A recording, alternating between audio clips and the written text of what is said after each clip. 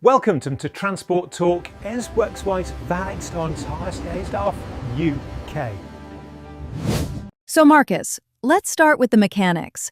The regulations say an external transport manager can hold responsibility for up to 4 operators. You're currently on 3. What does that actually look like day to day? Right, so the first thing people need to understand is that those 4 operators don't all come with the same workload. You might have one operator running 15 vehicles and another running 2. In theory, they're both one operator on your license. But in practice, the 15-vehicle firm is maybe 5 times the work. So before you agree to take anyone on, you need to do a proper capacity assessment. Not just, can I legally do this, but can I actually do this well?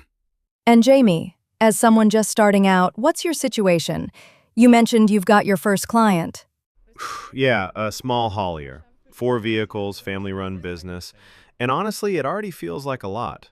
I don't want to imagine taking on 4 operators right now. I probably need to clone myself. And that's actually a healthy attitude. A lot of newly qualified TMs think they should be maxing out at 4 straight away because that's the legal limit. But the legal limit and the sensible limit are 2 very different things. I started with 1 client and took on my second after about 8 months. So there's a real risk of people overcommitting early on. Huge risk. And the traffic commissioner isn't interested in the fact that you were too busy.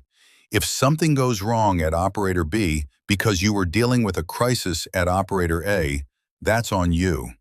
Your name is on that license. Your repute is on the line. That's something that keeps me up at night, to be honest. What's the secret to keeping on top of multiple clients? Is it systems?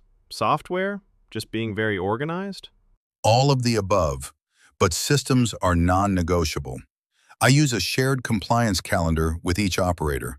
Everything is in there. License renewal dates, driver CPC deadlines, TACO analysis reviews, vehicle inspections, everything. And I do a weekly check on that calendar every Monday morning before I speak to anyone. So you're essentially building a compliance infrastructure for each client. Exactly. And the hardest part is that every operator is different. One client is very on it. They send me the inspection sheets without me asking. Another, I'm chasing constantly. You have to adapt your management style per operator, almost like you're an employee of 4 completely different companies simultaneously. How do you handle it when an operator pushes back? Like when they say, "Oh, we've always done it this way," and what they're describing is clearly not compliant. Firmly, politely, but firmly. I always say, I am not here to be popular. I'm here to keep your license. If you don't want to follow the advice, that's your choice. But you need to understand the consequences.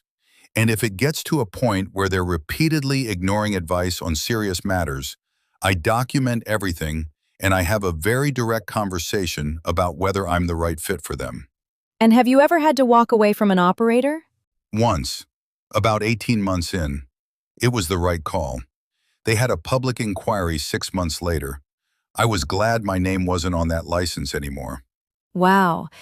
Jamie, are there any aspects of managing even one operator that have surprised you so far? How much of it is about relationships, honestly? I thought it would be very process-driven. Tick this box, check that document. And it is that. But it's also about getting buy-in from the drivers, the workshop, the directors. You've got to win people over to the compliance culture, not just send them a checklist. Spot on. The TM who just emails PDFs and expects things to change is going to have a bad time. You've got to be present. You've got to be in that yard occasionally. Great point to pivot on, because our next topic is all about how you stay on top of all this without it destroying you. We're talking compliance without burnout. Right after this.